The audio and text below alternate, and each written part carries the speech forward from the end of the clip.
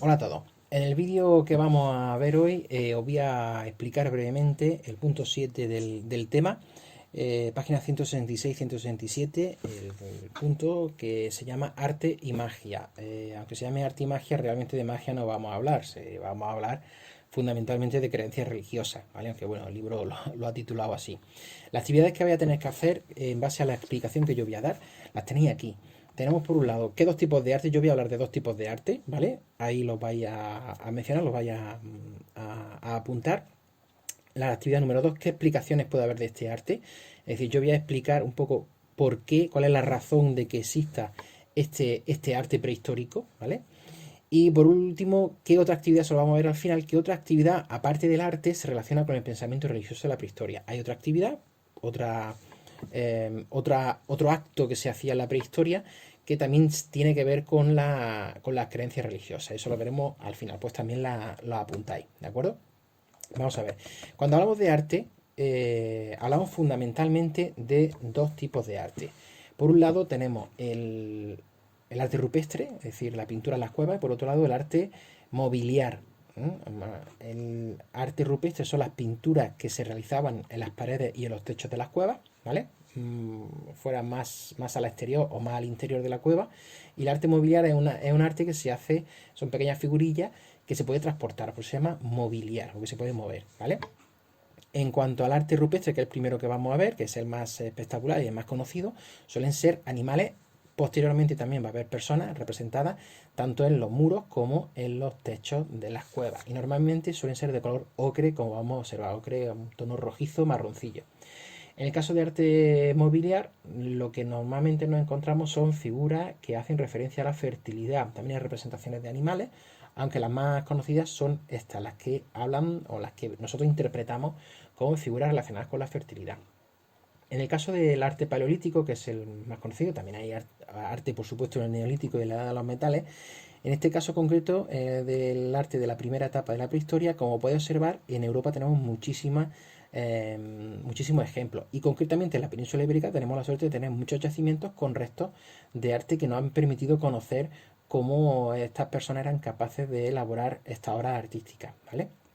Empezamos con el arte rupestre, el más conocido, y empezamos con el ejemplo también más conocido, que además lo tenemos en la península ibérica, concretamente en Cantabria, al norte de España, que son las famosas cuevas de Altamira. Las cuevas de Altamira, seguramente las conozcáis, son unas representaciones de animales, bisontes, casi todos, en el techo de una cueva en Cantabria. Son las más conocidas porque también son de las que mejores detalles y mejor técnica tienen. Hay que pensar que esto estamos hablando del año 30.000 antes de Cristo, ¿vale? Y si os dais cuenta, el nivel de detalle, el nivel de realismo de esta figura es bastante interesante y bastante importante, ¿vale? Utilizando, como podéis observar, distintos tonos de colores para darle volumen y para darle forma a estas figuras de bisontes, ¿vale? Esto es una representación, esto es una copia, porque Altamira se puede visitar muy pocas personas al año, porque hay que protegerlo. Entonces, al lado del yacimiento se ha hecho una réplica exacta en la cual las personas, cualquiera, los turistas, los grupos de escolares pueden visitarlo y pueden observar una réplica completamente exacta. Como podéis observar, se utilizaron las protuberancias, las formas del techo de la cueva para representar. Es decir, el artista vio esta forma y entonces él vio ahí una especie de, pues, un bisonte tumbado, un bisonte descansando. Como podéis aquí observar, aquí hay otro, ¿vale? En postura fetal, postura de descanso. Entonces, utilizando esa forma, aprovecha y pinta ese bisonte tumbado, ¿vale? Es una representación, esto es lo mismo que hemos visto antes, pero en la cueva original. Como podéis observar, el tono ha perdido fuerza por el paso del tiempo. Y esto sería una representación de todos los elementos que nos encontramos en los techos de la cueva de Altamira. Como podéis observar, son prácticamente todos, son bisontes, como podéis observar. Y el más famoso es este, el que siempre se suele poner, ¿de acuerdo? Aquí lo tenéis también representado de otra perspectiva.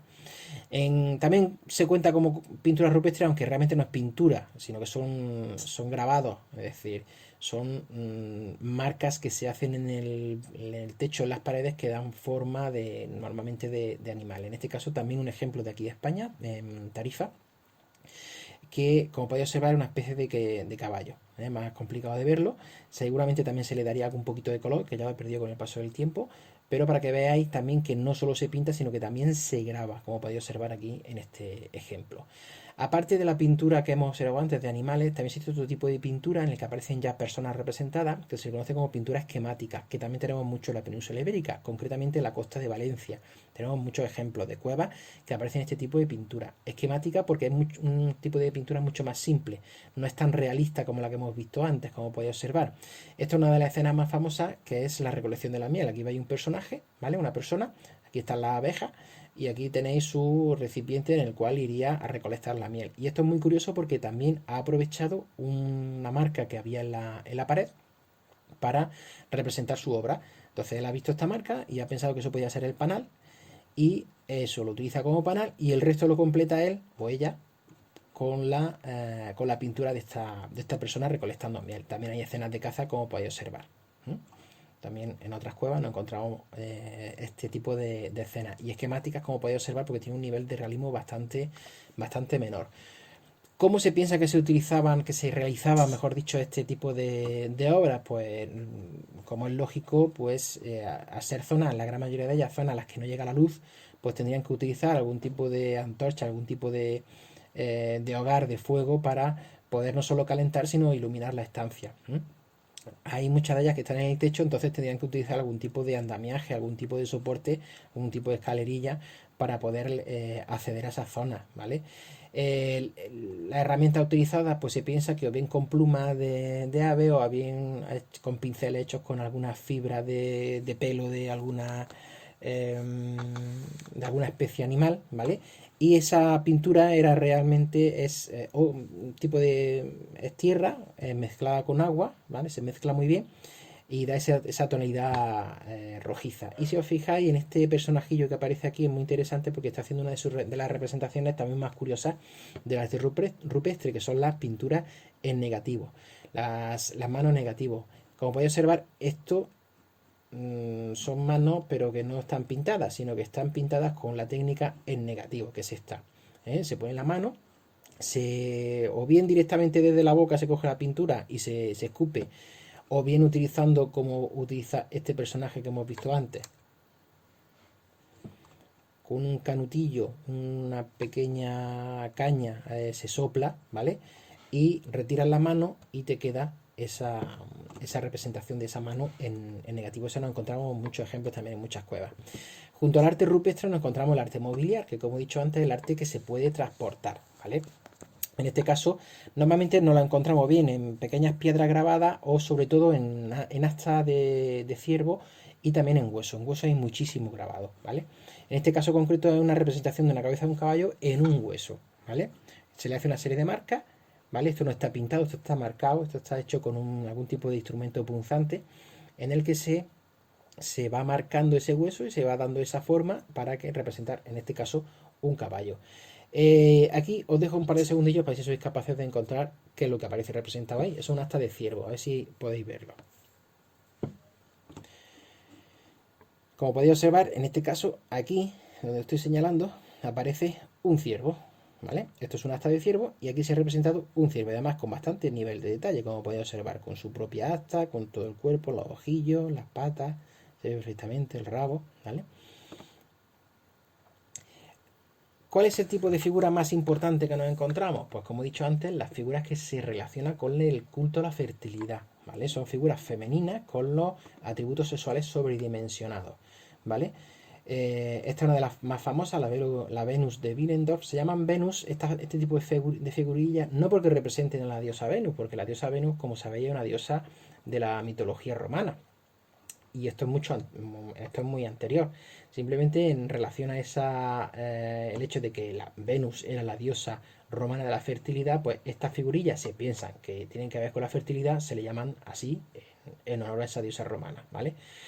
Entonces, son, como digo, una serie de figuras muy pequeñitas, porque esto tiene unas pocas 15-20 centímetros como mucho de grande, hechas en piedra generalmente, o en alguna de hueso también, en el que aparecen personajes femeninos sin ningún tipo de detalle, a excepción de los atributos sexuales sobredimensionados. Ese hecho nos lleva a entender que pueden ser figuras relacionadas con la fertilidad, ¿de acuerdo? También existen algunos casos de figuras relacionadas con la fertilidad, pero masculinas, ¿vale? Pero las más habituales son las femeninas. Junto al arte rupestre y junto al arte mobiliar, otro elemento muy importante en el pensamiento de la prehistoria es la cuestión de los enterramientos, ¿vale? En el caso de los enterramientos es una demostración de que había algún tipo de creencia religiosa muy básica, pero algún tipo de creencia religiosa. En este caso concreto, como podéis observar, en la parte izquierda tenéis un ejemplo de enterramiento, en este caso paleolítico, de la edad del paleolítico. Y como podéis observar, son dos personajes que algún tipo de relación tenía que tener entre ellos, pues se enterraron juntos y además se enterraron. Este tono rojizo es porque se le echó ocre encima.